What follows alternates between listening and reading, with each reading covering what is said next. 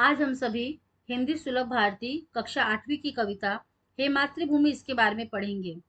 इसके कवि हैं श्री राम प्रसाद बिस्मिल जी। अब हम कवि का परिचय करेंगे। राम प्रसाद बिस्मिल जी भारत के महान स्वतंत्रता सेनानी हैं और एक क्रांतिकारी के साथ साथ ये एक साहित्यकार तथा बहुभाषाविद भी हैं। बहुभाषाविद अर्थात बहुत सारी भाषाओं के विद्वान। इन्होंने एक प्रसिद्ध रचना लिखी है जिसका नाम है सरफरोशी की तमन्ना। और बिस्मिल नाम के साथ साथ ये राम और अज्ञात इन नामों से भी जाने जाते हैं। अब आइए इस कविता के बारे में हम पढ़ें। सबसे पहले इस कविता को हम एक गीत के माध्यम से सुनेंगे। चलिए शुरुआत करते हैं।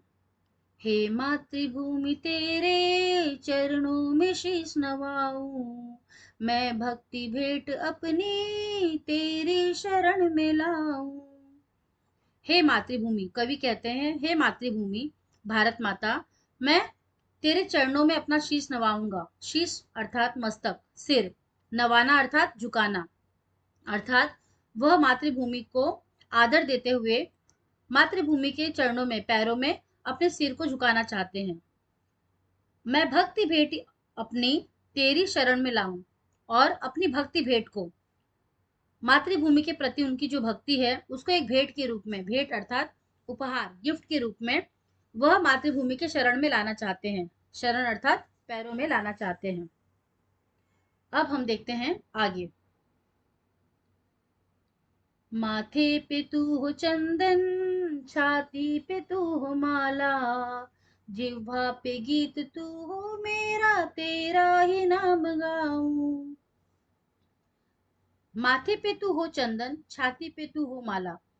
कवि कहते हैं कि वे मातृभूमि को माथे पर चंदन के तिलक के रूप में देखते हैं और उसी प्रकार छाती पर अर्थात अपने सीने पर मातृभूमि को माला के रूप में धारण करते हैं। जीवा पे गीत तू हो मेरा, जीवा अर्थात जीभ, टंग, वह मातृभूमि के गुणगान को अर्थात मातृभूमि के गीत को वह अपनी जीवा पर, अपने जीभ पर रखना चाहते हैं, अर्थात हमेशा वे अपनी जीवा से मातृभूमि का गुणगान करना चाहते हैं। अब देखते हैं आगे। जिससे सपूत उपजे श्री राम कृष्ण जैसे, उस धूल को मैं तेरी निज शीस पे चढ़ाऊं। अब यहाँ कहते हैं जिससे सपूत उपजे श्री राम कृष्ण जैसे, अर्थात जिस मातृभूमि से सपूत सुंदर पुत्र अर्थात ये महापुरुष उपजे। कौन से महापुरुष? श्री राम और श्री कृष्ण, ये जो भगवान है वो इसी मातृभूमि से उपजे हैं। उस धूल को मैं तेरी निज शीश पे चढ़ाऊं। निज अर्थात हमेशा, शीश मस्तक, अर्थात जिस मातृभूमि से ये महापुरुषों का जन्म हुआ है उसकी धूल को, उसकी मिट्टी को वह अपने कवि अपने शीश पर चढ़ाना चाहते हैं, अर्थात अपने सिर पर लगाना चाहते हैं। अब देखते हैं इसके आगे। माई समुद्र जिसकी पदरज को नित्य धोकर, करता प्रणाम तुझको मैं वे चरण दबाऊं।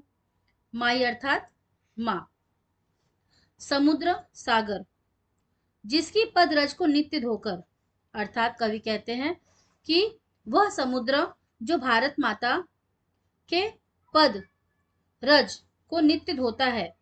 पद अर्थात पैर, रज अर्थात धूल, पैरों की धूल को नित्य धोता है। नित्य मतलब सदा, हमेशा धोता है। उसे वे प्रणाम करना चाहते हैं और उस चरण को वे दबाना चाहते हैं जो जो मातृभूमि की सेवा में मित लगा रहता है। अब देखते हैं इसके आगे। सेवा में तेरी माता मैं भेद भाव तज कर, वह पुण्य नाम तेरा प्रतिदिन सुनूं सुनाऊं। सेवा में तेरी माता, हे मातृभूमि, हे भारत माता, मैं आपकी सेवा में सारे भेदभाव को तज देना चाहता हूँ। तजना मतलब त्याग देना, छोड़ देना चाहता हूँ, अर्थात जाति का या फिर